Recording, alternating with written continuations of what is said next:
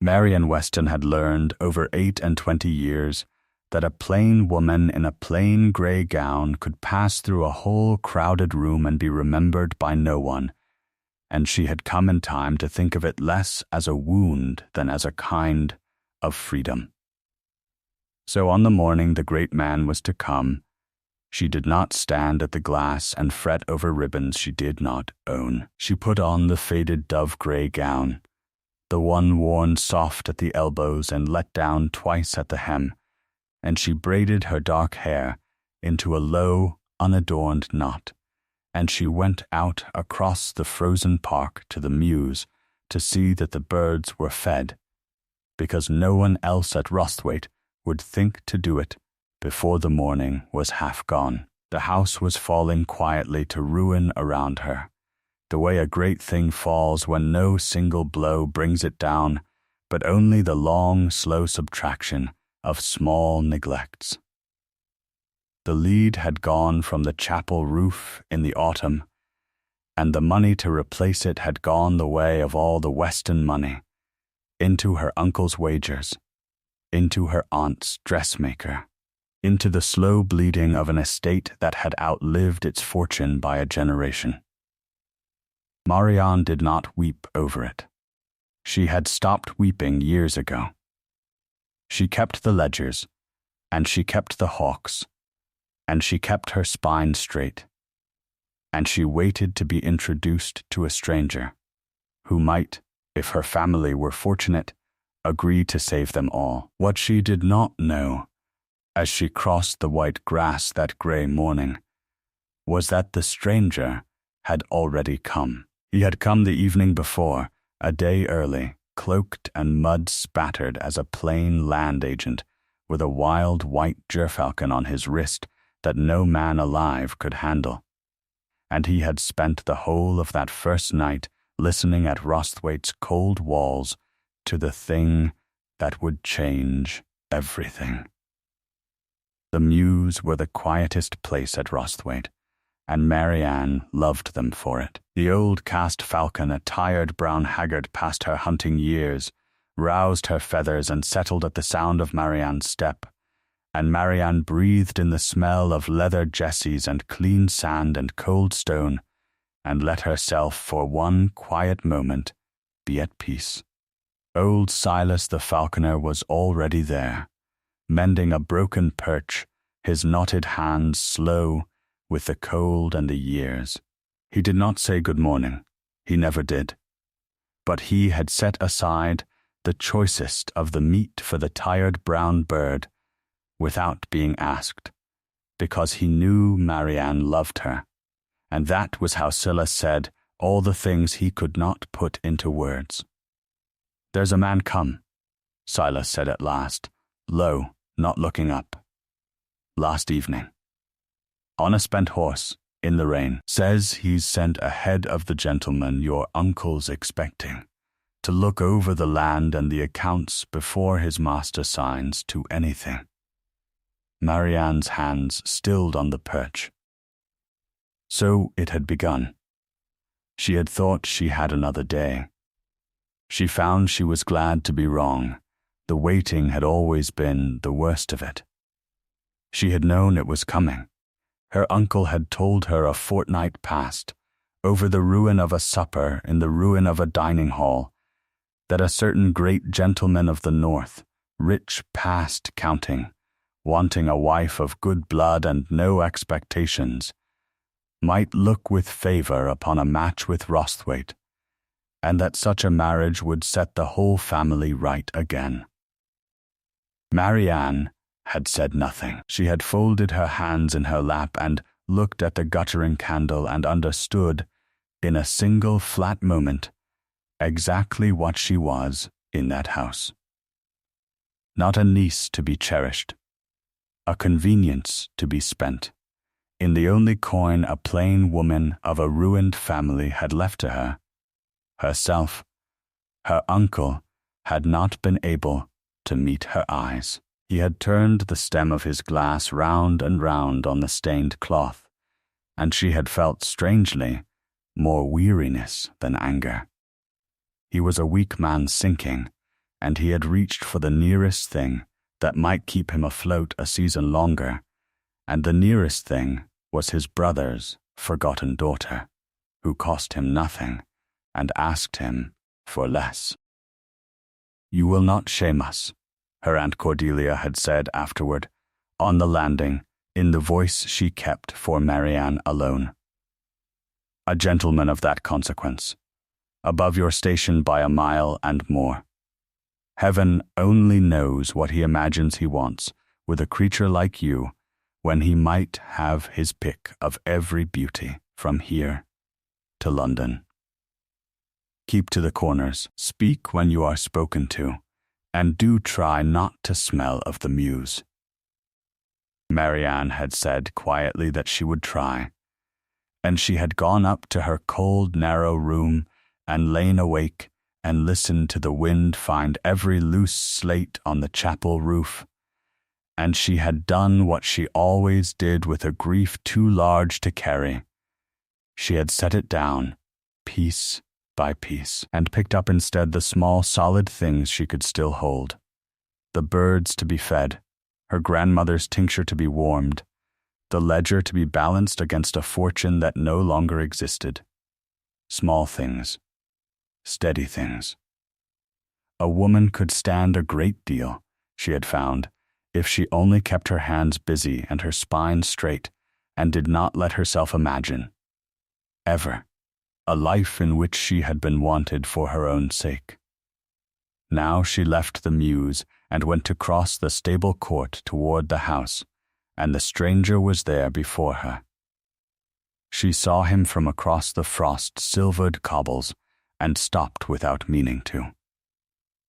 He was a tall man, broad through the shoulder, in a plain dark traveling coat gone brown with old mud, standing bareheaded in the cold as though he had forgotten to feel it, and on his gloved fist, hooded and still, was the most beautiful creature Marianne had ever seen.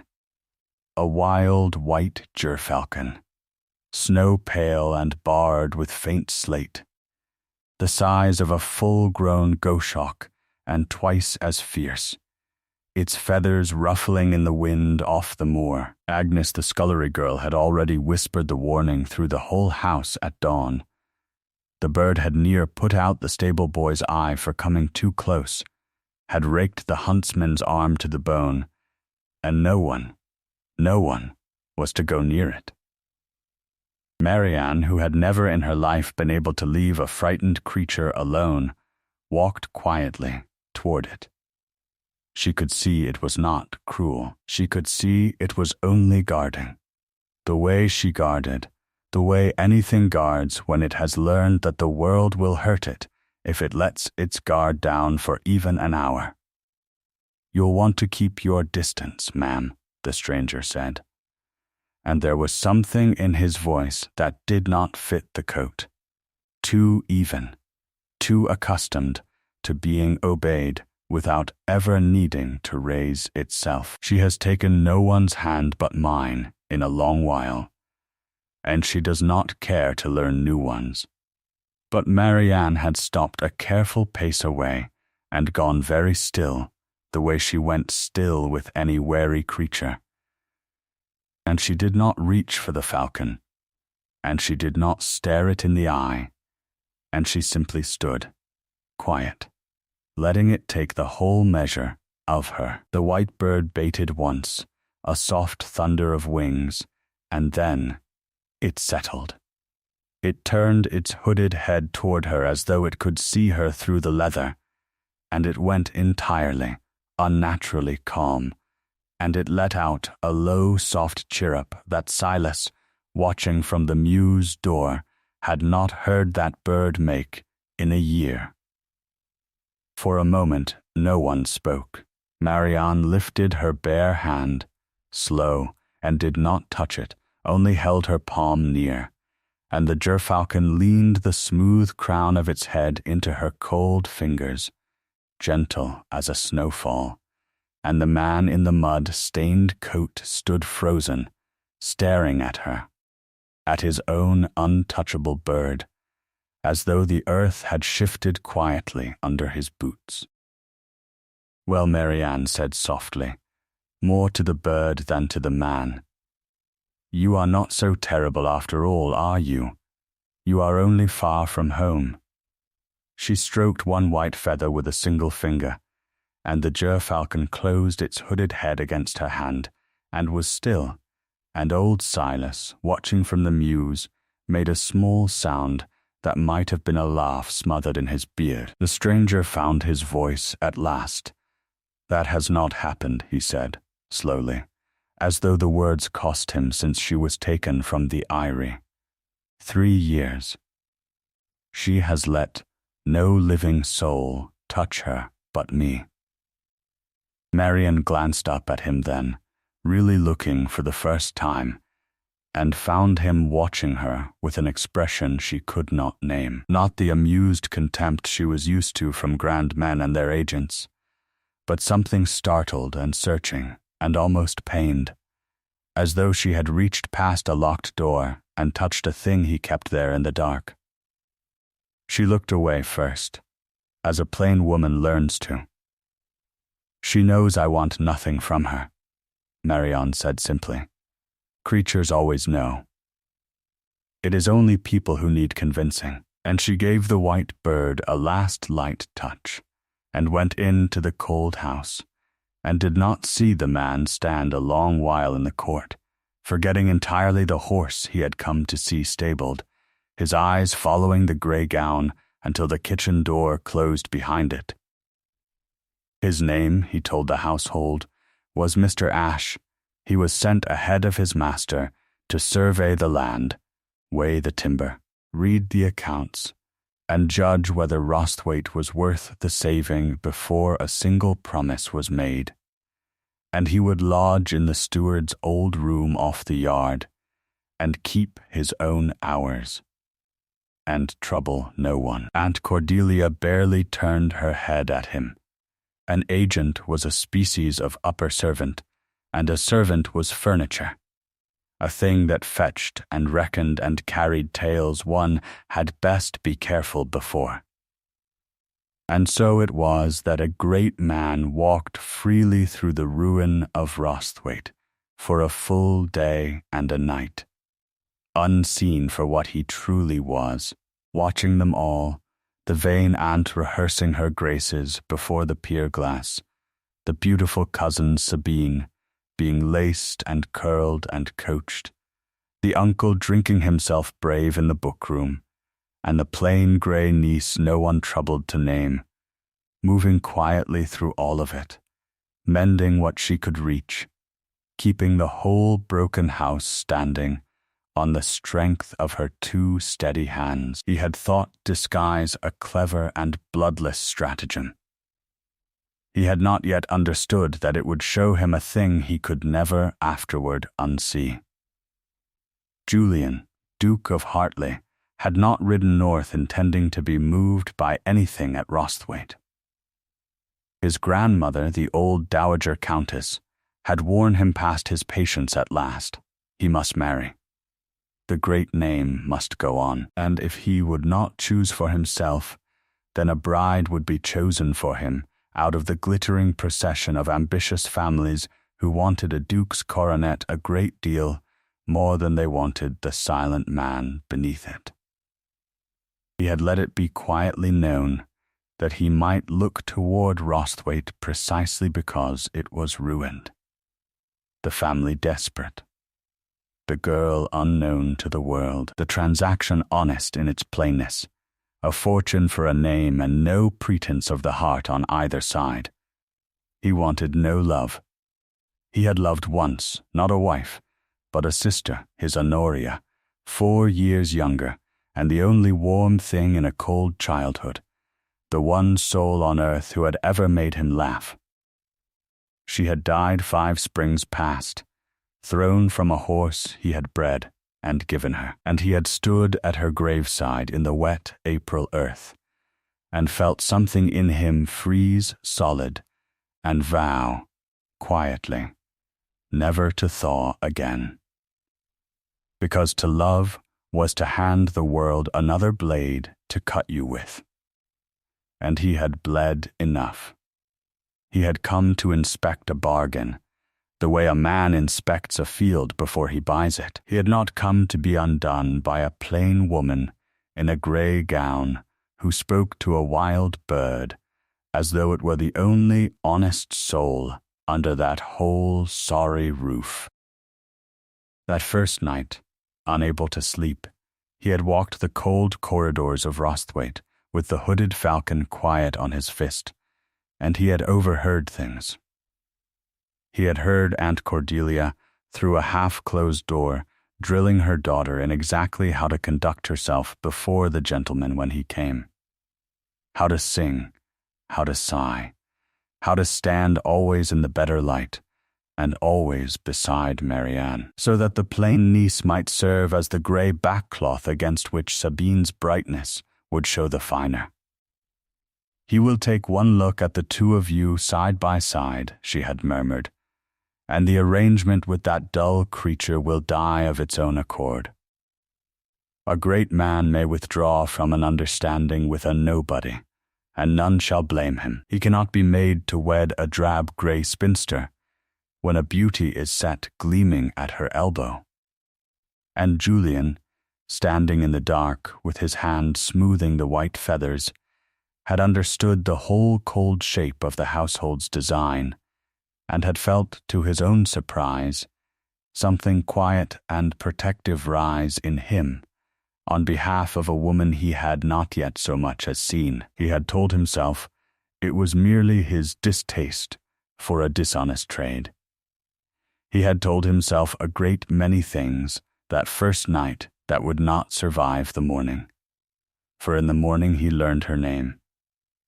Marianne, he learned it in the stable court, when the impossible happened, and his own wild bird, who had raked the last falconer bold enough to reach for her, leaned her white head into a plain grey woman's cold hand and went soft as falling snow.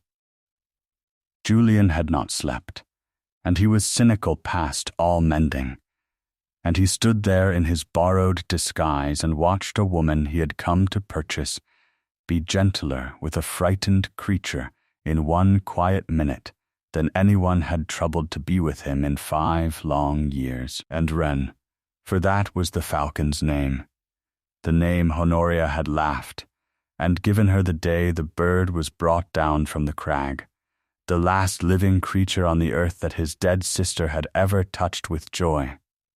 Wren had chosen her. It undid something. He had no word for what it undid. He only knew that he watched the grey gown vanish through the kitchen door and could not, for the life of him, look away. He watched her all that day from the corners of the house, the way an agent may watch and never be truly seen, and what he saw took him quietly apart, piece by piece. He saw her carry a warmed tincture up the back stair to a high cold room, where a half-forgotten grandmother lay abed, though no one had asked her, and read aloud in a low, steady voice until the querulous muttering eased into sleep. He saw her settle a shrieking quarrel between 2 under-maids with 3 calm words and never a raised voice. He saw her press half her own portion of bread and cheese into the hands of the thin turnspit boy, because the household stinted the lower table to the bone. He saw her sit a full hour with her weak, weeping uncle, the man who was selling her like a length of good cloth, and hold his shaking hand and forgive him without once being asked, because she was the only soul in that house with any tenderness left over to spend. And through all of it she wore the plain grey gown, and no one thanked her, and she seemed to expect no thanks. And Julian, who had believed himself frozen past all thawing, felt the ice in him give a single dangerous crack. He found reasons to be near her. It was an absurd thing in a man of his rank, a duke playing at land agent to loiter in a ruined mews, and he did it regardless. He carried in an armful of split wood she should never have been carrying.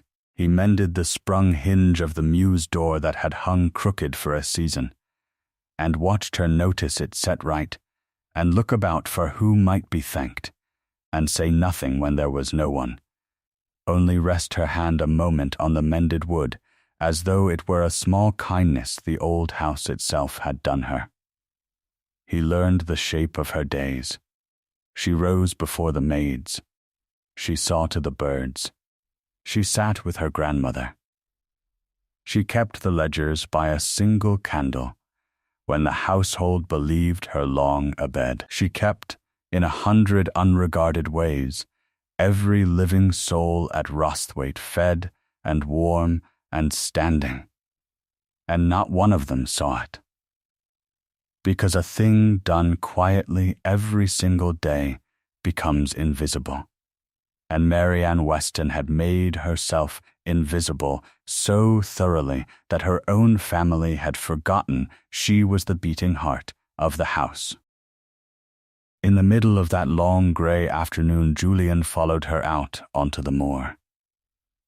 She had gone to fly the tired brown falcon before the light failed, to keep the old bird's wing from stiffening, and he trailed her at an agent's distance, with Wren riding hooded on his own fist. He watched her stand at the crest of the fell with the wind pulling her plain grey skirts flat against her, and her dark hair coming loose from its knot, and he thought she looked, in that bleak high place, more a lady of the land than any powdered beauty he had ever led out at a London ball.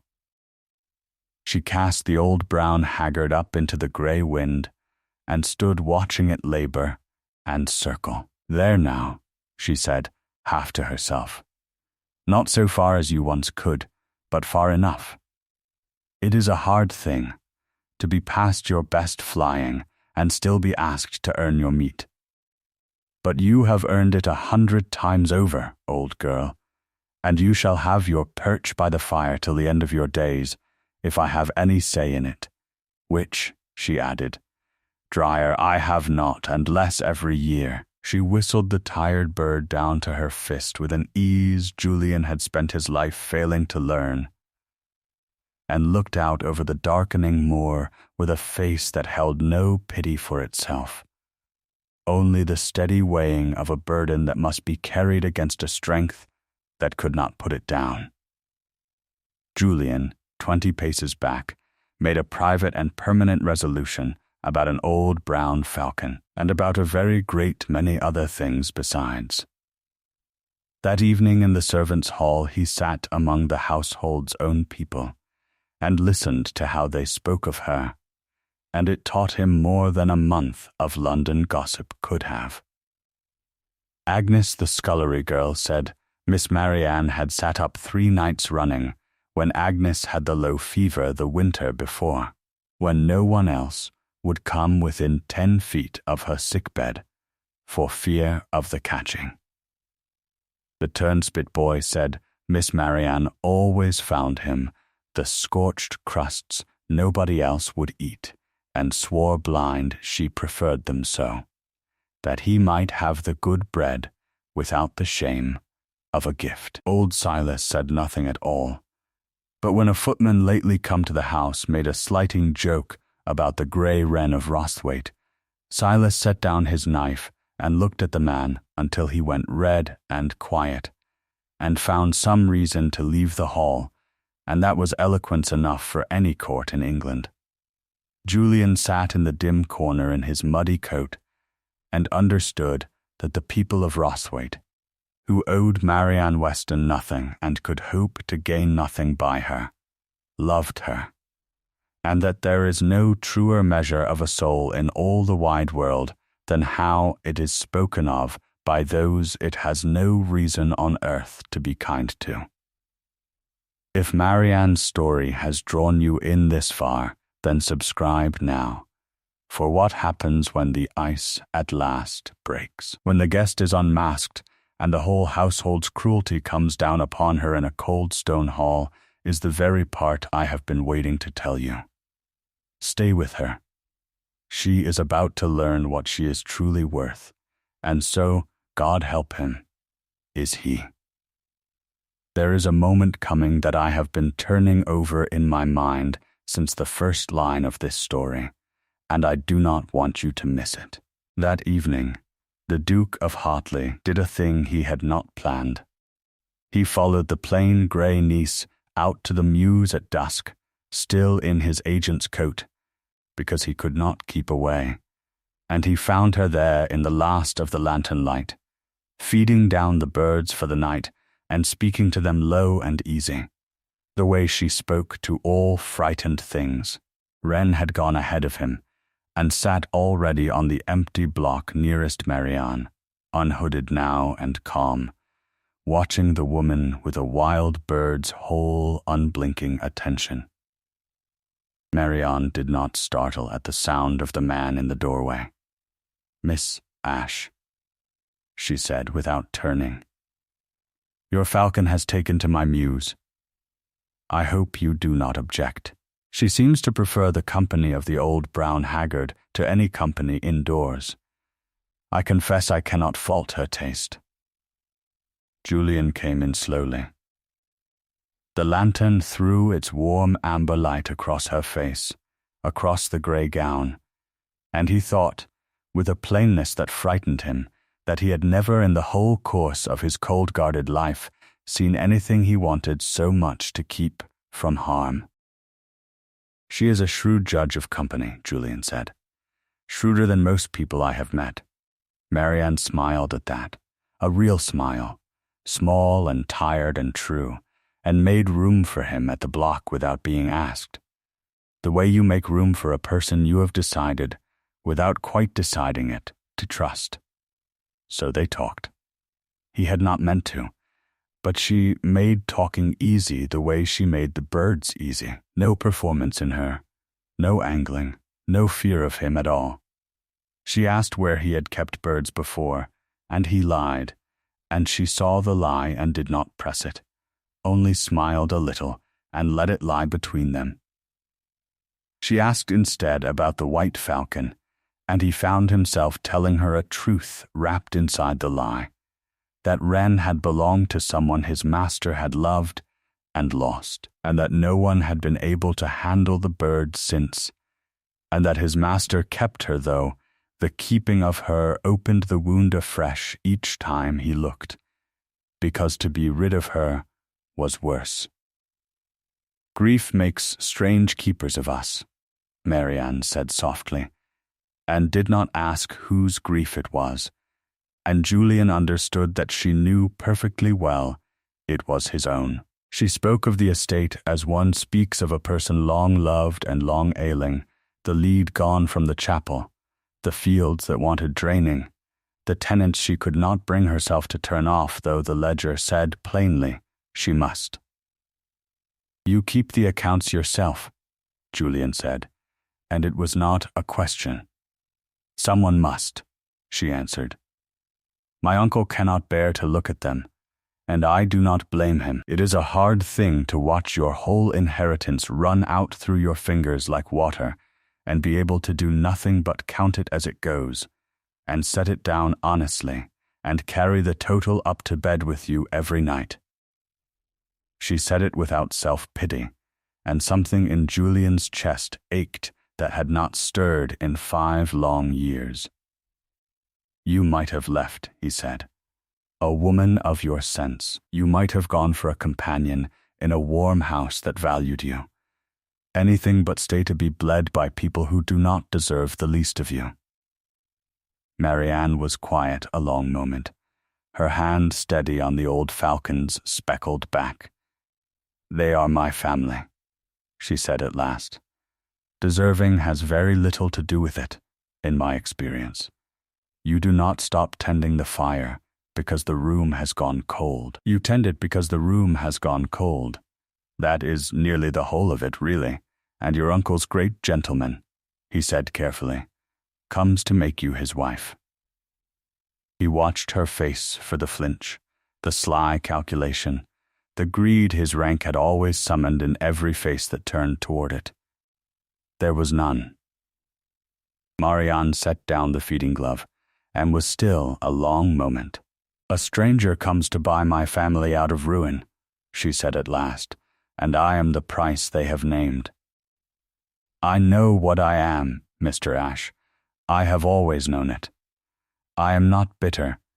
Bitterness is only another thing a woman must find the strength to carry, and I have burdens enough.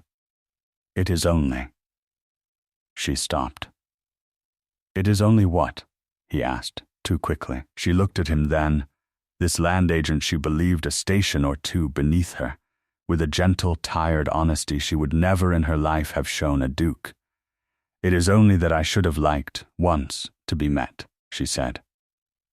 "To have a man come up the drive and be introduced to me plainly as myself, not as the price of a roof, not as the drab one thrown in with the bargain, but only as Marianne, and to have him look at me and see a person worth the meeting.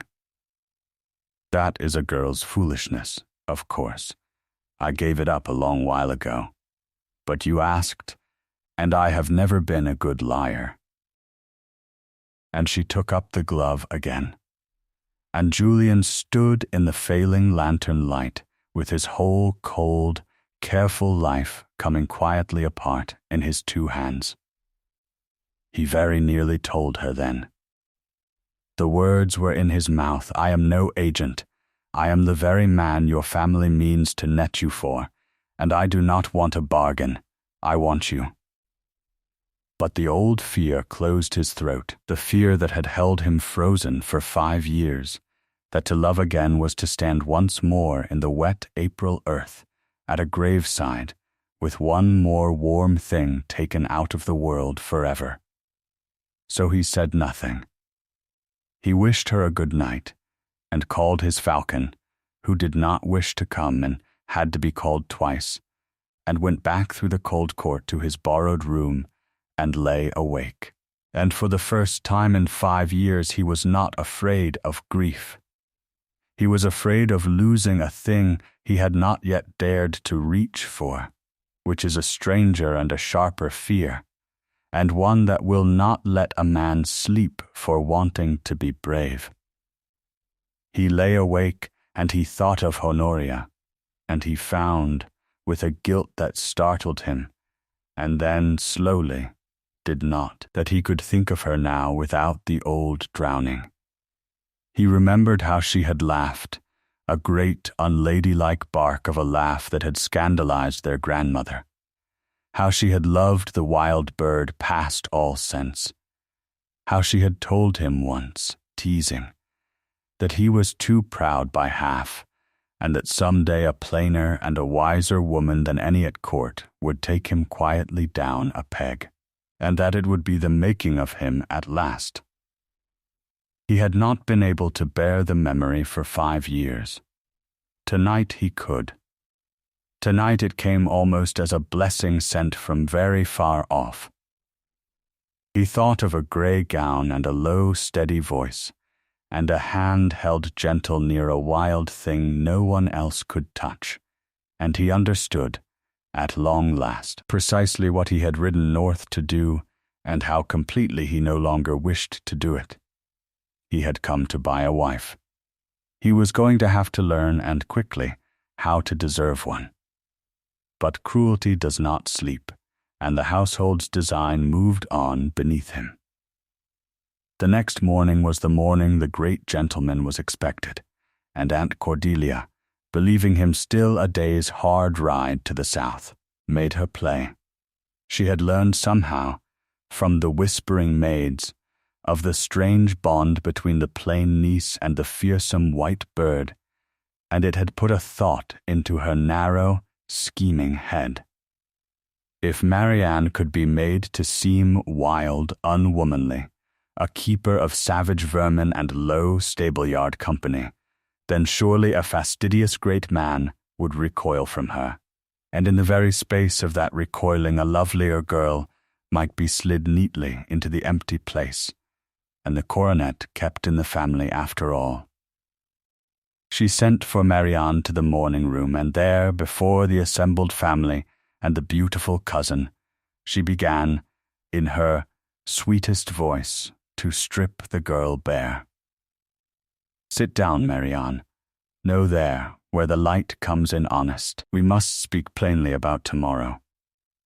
Aunt Cordelia's smile was a lovely thing and a terrible one, both at once. You understand, I trust, precisely what hangs upon it. The whole survival of this family rests upon one great man's goodwill. And you, forgive me, child, but someone must be the one to say it aloud. You are not a creature who inspires goodwill in a gentleman. You are 28. You dress like a governess, 3 winters out of place. You pass your days in the reek of the mews with a bird that ought by rights to be wrung and buried. Sabine, tell your cousin the truth of it, since I have not the heart. And Sabine, lovely and cool, said, The whole county laughs at you, Marianne. They call you the grey wren of Rosthwaite. A great gentleman will take one look and believe we have played a cruel joke upon him. It would be a mercy, truly, to him, and to yourself besides, if you would only stand aside and let one of us who knows how to please a man of consequence, let one of you be met by the man I am pledged to meet, Marianne said very quietly. Yes, I understand the whole shape of it perfectly. You have none of you been subtle. For a moment, one cold, treacherous moment, the design very nearly worked, not upon the absent gentleman, but upon Marianne herself. Aunt Cordelia was clever, and cruelty long practiced knows to the inch exactly where to press. She let a silence fall, and then she said, softer now, almost tender, which was the cruelest voice of all, I say it only because I am fond of you in my way. Look at yourself, only look. Would it not be a kindness to be spared? To let Sabine take up this cold bargain and stay on here quietly among us, safe and useful and known, and never once have to stand in a great cold hall and watch a great man's face fall as the whole county's face falls when it lights on you? You would be shamed within the month. I am only trying to spare you that. Stand aside. It is the thing you were made for, the standing aside. And Marianne, who had built her whole quiet life upon the belief that she was plain and unwanted and made for the standing aside, felt the old lie reach up and close its familiar hand around her heart, and for one moment she nearly believed it, nearly opened her mouth to say yes. Take it. Take all of it, and let me go back to the mews where I belong and trouble no one. That was the darkest hour of the whole of it, not the mockery, but the moment the mockery very nearly became her own voice speaking in her own head. But she thought, in that moment, of a mended hinge, and a white bird that had laid its wild head against her cold hand, and a tired stranger, who had told her that his falcon was a shrewder judge of company than most people he had met. She thought, I stood still for that bird until it learned it need not guard against me. And something in me learned, this very week, that I am the kind of person for whom a wild thing will grow still. And she found she did not, after all, wish to spend the whole remainder of her life standing aside.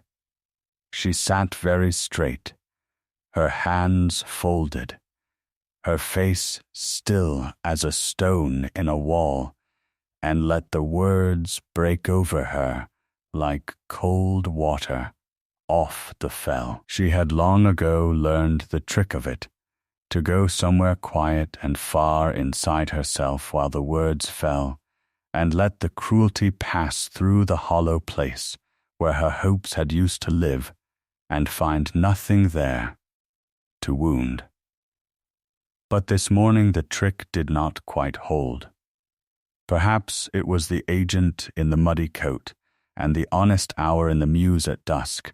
Perhaps it was that she had said aloud, for the first time in years, the small forbidden wish. only to be met, only to be seen, and that the saying of it had cracked the seal on something she had kept sealed a long time. She sat and she bled quietly, and she did not let a single one of them see it, and she thought, with a sudden clean weariness that felt almost like anger, I am so very tired of being small in this house. What none of them knew was that Mr. Ashe, the Duke of Hartley, stood just beyond the morning room door, come in with an armful of split logs for the grate, and heard every word of it. He had gone still in the passage with the wood in his arms. He heard them mock her plainness. He heard them mock her kindness and her birds and her years.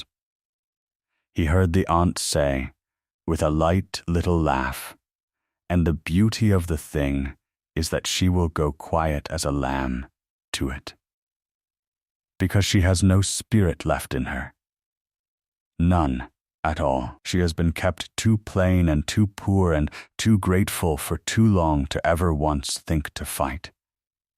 And Julian, standing in the dim passage with his knuckles gone white against the rough bark and the white falcon suddenly stiff and silent on his shoulder where she had lit, felt the last of the ice go out of him all at once, and something else come rushing in behind it, hot and clean and certain, that he had not felt in 5 long years, and had believed he would never feel again. It was not distaste now, it was fury on her behalf, and beneath the fury, plain as the daylight through the window, was love. And then he heard the one voice in that room that mattered to him. He heard Marianne rise. He heard the small scrape of her chair pushed back, and the stillness that came after it, and then he heard her say, in a voice low and steady and utterly, wholly without fear, you may say what you please of my face, and of my gown, and of my years, for those are yours to mock, and God knows you have all had ample practice at it. But you will not call me spiritless. I have held this house together for 6 years while you emptied its purse at the dressmaker and the gaming table. I have kept every soul beneath this roof fed and warm through 2 hard winters, yours among them, and yours, and yours. I have sat 3 nights by a dying maid no one else would go near, and I have sat every night these 2 years by a grandmother not one of you has climbed the stair to visit. If that is having no spirit, then I pray God keep me spiritless to the very end of my days, for I had far rather be your grey wren than your bright and empty songbird. Now I have birds to see to. And she walked out. She walked out of the morning room and straight into the man in the agent's coat, and the armful of split logs went down between them, tumbling and knocking across the flagstones, and she stopped, mortified past speech that a hired man had stood there and heard the whole of her shame. Mr. Ashe, forgive me, I did not. But she got no further, because he was looking at her in a way no man had ever once looked at her in the whole of her life, and there were impossibly tears standing bright in the eyes of this hard, strange, silent man, and he said, very low, you told me, last night, that you should have liked once to be met. And before she could answer, before she could so much as draw breath, from the great hall came the sound of carriage wheels grinding on frozen gravel and the shout of a footman, and the whole household erupting all at once into panic. For the Duke of Hartley's crested travelling coach had come rolling up the long drive a full day early, empty, its liveried outriders fanning out and searching, its steward white, faced and calling a name up and down the frost-silvered court. Calling for his master. Calling Your Grace.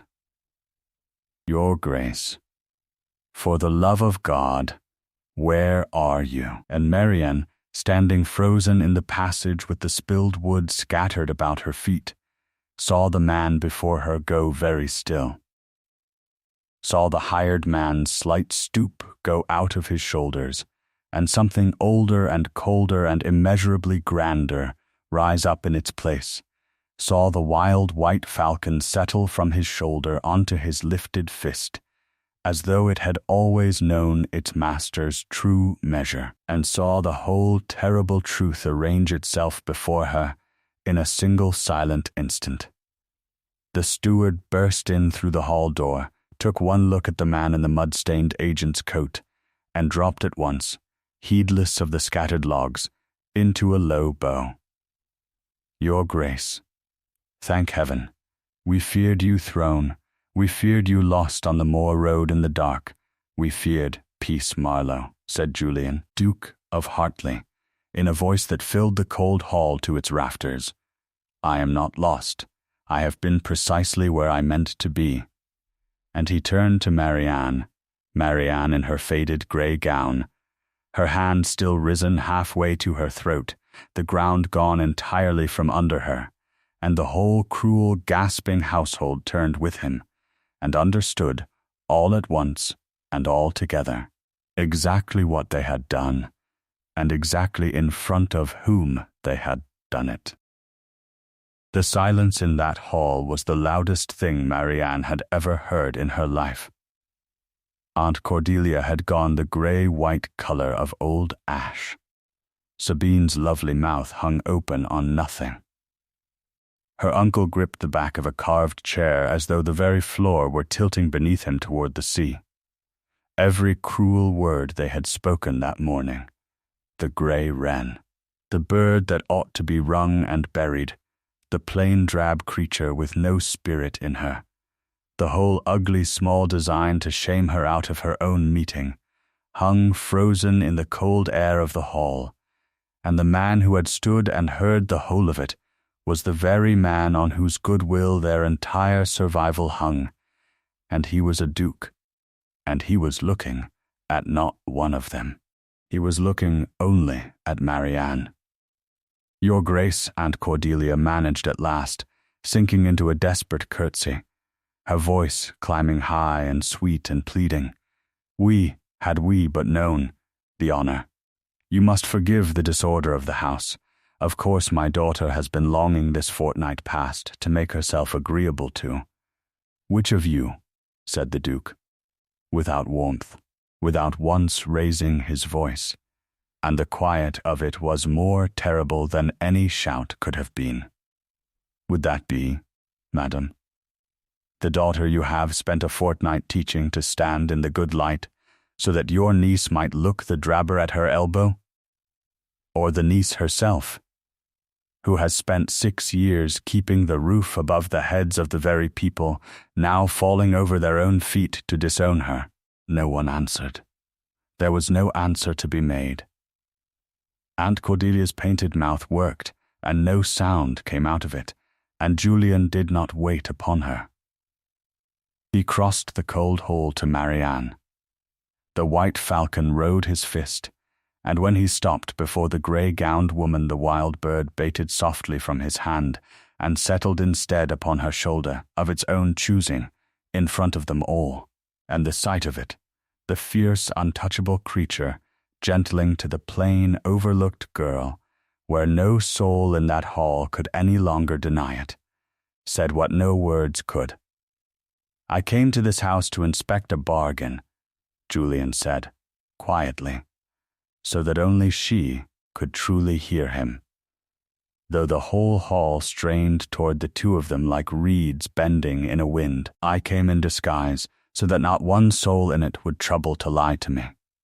And I have spent a day and 2 nights watching a household show me exactly who they are when they believe no one who signifies is looking. Your aunt showed me her ambition. Your cousin showed me her spite. Your uncle showed me his shame, and I do not despise him for it, for shame at the least is an honest thing. He paused, And you, Marianne Weston, showed me the only honest heart under this whole cold roof, when you did not know a soul of consequence was watching, and when you had every reason on this earth to have grown as hard and as cold and as closed as I am. You told me last night that you should have liked once to be met, not spent, not settled for, not the drab one thrown in with the bargain. His voice went rough at the edge. Met, Your Grace, Marianne whispered. You cannot mean it. I am nothing. I am exactly what they have all just said, plain and poor and long past my season, and the whole county knows it and laughs behind its hand. You are a duke. You might have any beauty from here to London. There is no reason on this earth that there is one, he said. You met me. She stared up at him. In the court, and in the mews, and here in this passage a moment passed with the wood at your feet. You looked at a hired man in a muddy coat, and you were kind to him, and honest with him, and you asked him for nothing at all, because you did not know he had anything under heaven to give you. Have you the least idea how rare a thing that is in a life such as mine? I am the Duke of Hartley. No one has looked at me and seen only a man, a plain tired man, in longer than I can rightly remember. They see the coronet, the fortune, a prize to be schemed for and won. You saw a weary stranger with a wild grieving bird, and you were gentle with the both of us. And it cost you nothing and won you nothing, and you did not know that we were watching. And that is a thing that cannot be bought, nor arranged, nor counterfeited in any morning room in England. My grandmother chose me 3 brides this past year, he said, bright and beautiful and suitable to the last inch of them. My falcon struck at every one. She is the last living thing my sister ever loved, my sister whom I lost, and whom I have not been able to speak of in 5 years, and this wild bird has let no stranger near her since the day Honoria died, and she laid her head in your hand in the first hour of the first morning. Wren knew before I did. She always was the wiser of us. He took her cold hand in his, there before them all, and the whole household watched their careful scheme turn to grey ash on the flagstones. I do not want a bargain, Marianne. I never truly did, though I told myself so all the long way north, because a bargain asks nothing of the heart, and my heart was a coward, and had been for 5 years. I want the woman who fed a house that starved her of the smallest kindness, and kept her spine straight through it, and stood quiet in a cold court, for a wild creature no one else on earth would go near. Be my wife, not to save Rosthwaite. Let Rosthwaite be saved because I love you, and let that be the very least of the reasons I have. Marianne Weston, who had not wept in years, who had taught herself to be useful and plain and to expect precisely nothing, stood in the cold hall of her ruined house with a duke's warm hand around her cold one, and a fierce white falcon settled light upon her shoulder, and felt 6 long years of held breath go out of her all at once, quietly, like a door coming unlocked at last. She did not fall into his arms. That was not her way, and he would learn over the long good years still to come that it was among the things he loved best in her, that she met even joy with a steadiness that had first to be earned before it would open its hand. She looked up into his face, searching it for the lie, for the trap, because a woman does not unlearn a whole lifetime of being made small in a single morning, and she found none, only a man who had been as frozen as she had been careful, thawing there in front of her, terrified and honest and impossibly hers. You truly were listening, she said softly, all this time. Every hour of it, behind that muddy coat.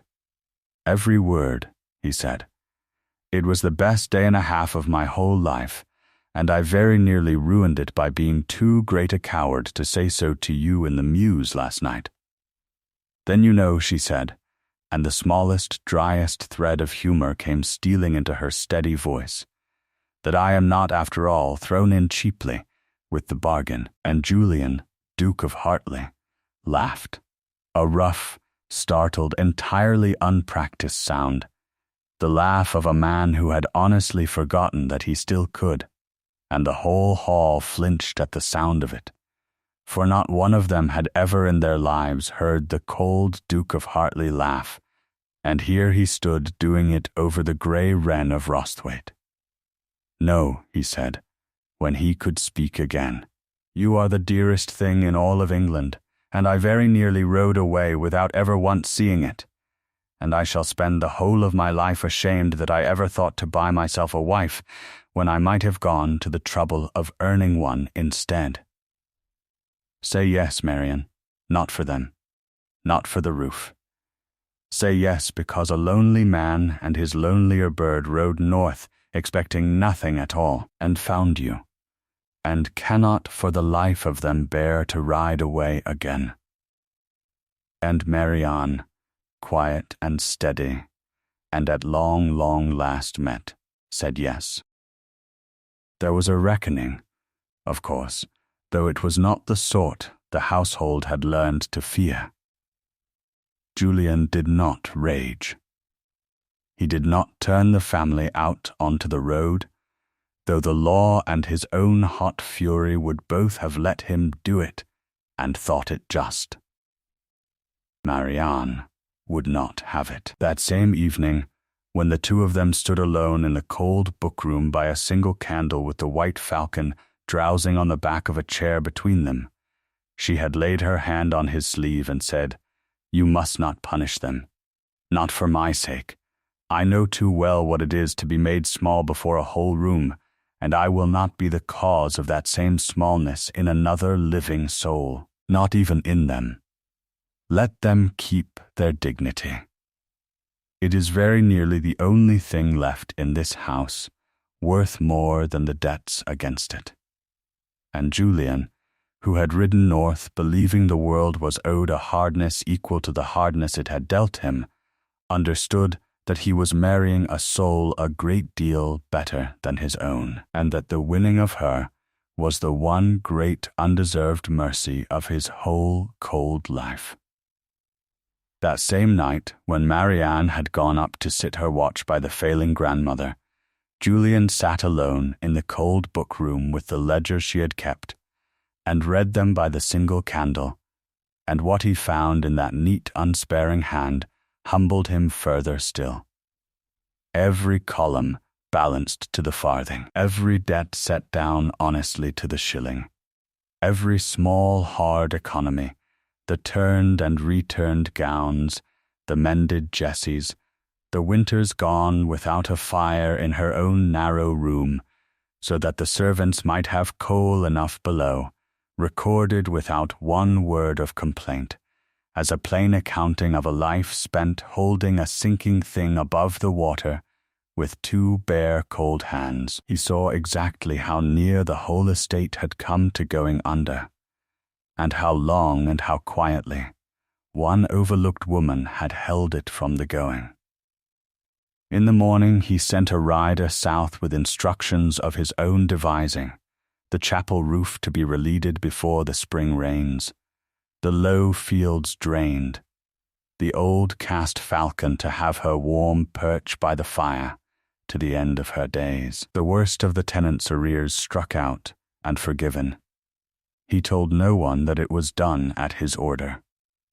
He wished, for once in his cold and privileged life, to give a gift the way she gave hers, quietly, and asking nothing back, and letting the ones who received it believe, if they cared to, that the old house itself had simply, at long last, decided to be kind. The old dowager countess came north for the wedding, and the whole county held its breath, for the old lady's tongue was famous the length of England, and her approval was granted to almost no one living.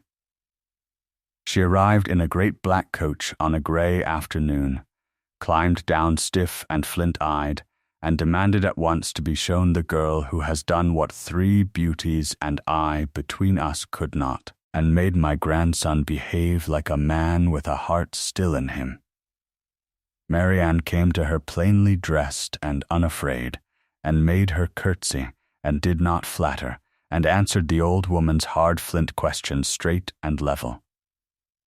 The dowager looked at her a long, piercing while, at the grey gown, at the steady grey eyes, at the wild white falcon planted upon the girl's shoulder and immovable. Then she gave a short, dry bark of a laugh, so like another laugh, 5 years silent, that Julian's breath caught to hear it. "Well," she said to the whole assembled and terrified family, "so my grandson has found the one woman in all of England with more spine than I have got in me. And high time. The pretty ones bored him near to death, and the ambitious ones I could not abide, and I had begun to fear he would freeze solid in that great cold house of his, and take the whole ancient name down frozen with him into the ground. Come here to me, child. Yes, you will do. You will do very well indeed. The overlooked ones always do. In the end, it is only that the fools of this world take such an unconscionably long time to notice them." They were married in the spring, in the small grey stone chapel at Rosthwaite beneath its new leaded roof, and it was not the wedding the county had gossiped over. There was no great society crush, no glittering crowd come to gawk at a duke throwing himself away upon a nobody. There was a plain grey-eyed bride in a gown of soft dove-grey. She would not be talked out of the grey. It was, she said, the truest thing she owned, and Julian said he would not have her in anything else in the world. There was a tall, dark duke who could not through the whole of the service stop looking at her. There was an old falconer named Silas standing witness with his hat crushed flat in his stiff hands, and something suspiciously bright in the corners of his weathered eyes. There was a housekeeper, Mrs. Gable, who had begun the winter cold as the frost toward the plain grey Nice, and had thawed across the strange season into a fierce and weeping devotion.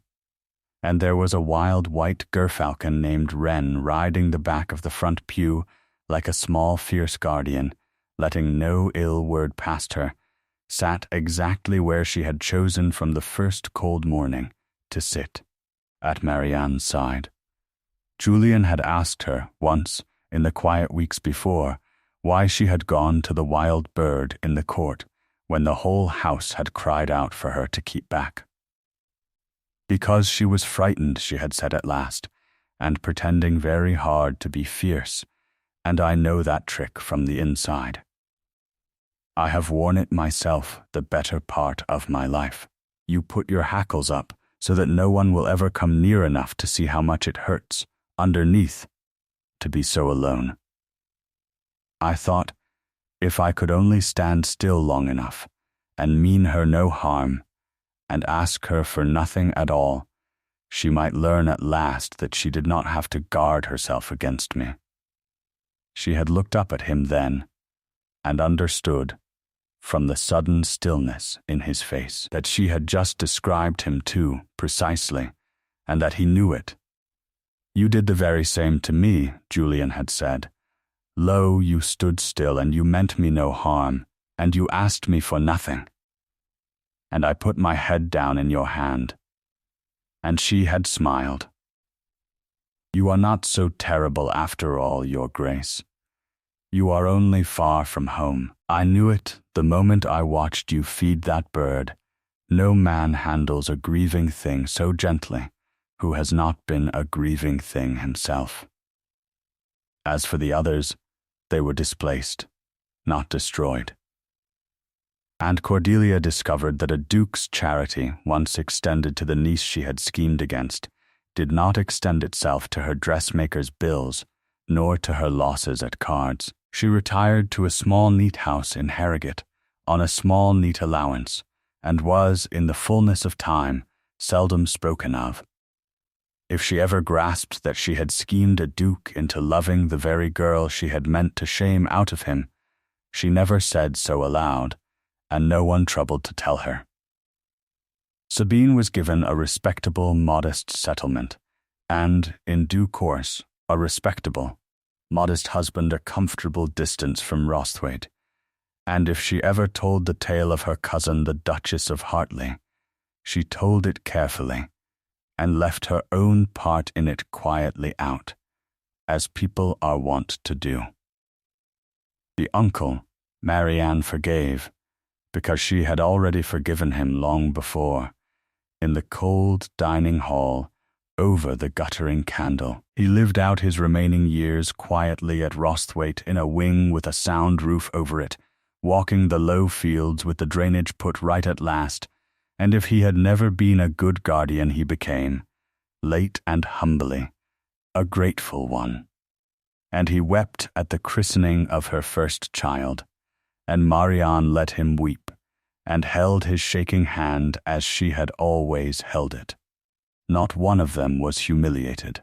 Marianne would not have it, and Julian, who was busy learning her by heart, did not press the point. Rosthwaite itself was saved, but that was the very least of what changed. The chapel roof was relieved before the next autumn's storms, and the tenants Marianne could not bear to turn off stayed, and prospered, and named their daughters after her. The old brown haggard falcon lived out her days fat and idle on her warm perch by the fire, flown only on the mildest afternoons, and only for the joy of it. And the great cold house of Hartley itself, when they went south to it in the summer, learned slowly what it was to have fires lit in every room, and a mistress who knew each servant by name, and a duke who laughed now, sometimes out loud, without meaning to. The frozen man had thawed, and the overlooked woman had been met, and between the two of them they made of two grieving, guarded lives one warm and steady thing. The way you build a fire in a cold house, not because the building of it is easy, but because the house is cold, and someone must, and it is worth the doing.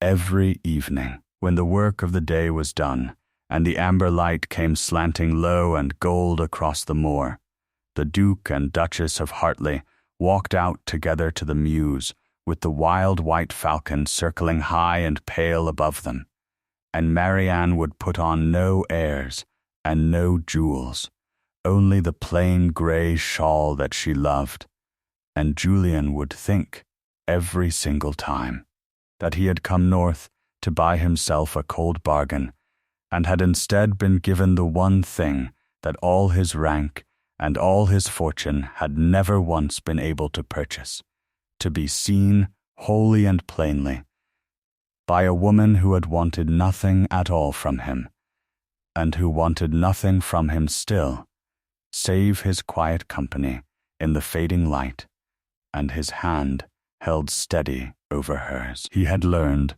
from a woman in a grey gown that the heart does not thaw because it is commanded to, nor because it is bought, but only because someone stands quiet and near, and asks nothing of it, patiently, evening after evening, until it forgets, at the very last, that it was ever afraid. Years later, when the two of them were grey themselves, and the house was full of children who had never once in their lives heard their mother called the grey wren of Rosthwaite, a young cousin newly come into the family asked the Duchess of Hartley how it was that she, of all the great beauties her husband might have chosen, had gone and won herself a duke. And Marianne, 28 no longer, took a long quiet moment,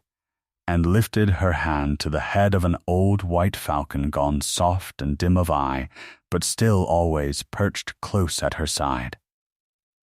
"I did not win him," she said at last. "I was only kind to a hired man in a muddy coat on a cold morning, when I was quite certain that no one of any consequence was watching. And it turned out that everyone of consequence was." She smiled, and there was no bitterness at all in it. None whatever, only the deep-settled peace of a woman who had waited a very long time, and had not, in the end, waited in vain. "The overlooked one is not the shadow in the corner of the room, child. She is the light that everyone else has simply grown too idle and too proud to keep on seeing. Be kind in the hour when you are quite certain it can cost you nothing and win you nothing at all. For that is the one hour in which anyone alive ever truly finds out who you are underneath." The light was going gold over the moor. Julian came in from the fields with the cold of the day still on his coat, and stood a moment in the doorway watching his wife, as he had stood watching her that first grey morning 28 years of her life, and a whole frozen lifetime of his own ago. And the old white falcon roused her dim feathers and chirruped once, soft against the quiet, and Marianne lifted her grey eyes and found him standing there, and neither of them said anything at all. There was nothing that needed saying. She had asked once in a cold muse in the lantern light, only to be met plainly and for herself, and by a man who would trouble to look. And she had been. Met and seen and chosen and loved, not for a fortune she did not have, not for a face the county laughed at, but for the plain and steady and unbought truth of her, the grey-gowned woman who had stood quiet in a frozen court for a wild bird that no one else on earth would go near. Silas had known it. Mrs. Gable had known it. The sharp old dowager had known it in a single flint-eyed glance, and Wren had known it before any of them, before even Julian himself, on a cold grey morning when she left her master's fist and laid her wild white head in a stranger's cold hand and chose her. Julian, Duke of Hartley, who had very nearly not seen it at all, breathed out, quiet and steady in the gold and fading light, and thanked God every day of his long good life that he had come to Rosthwaite dressed as a plain man and a stranger, because a duke would only ever have been flattered and lied to, and it was the hired man in the muddy coat, in the end, who had been given the truth.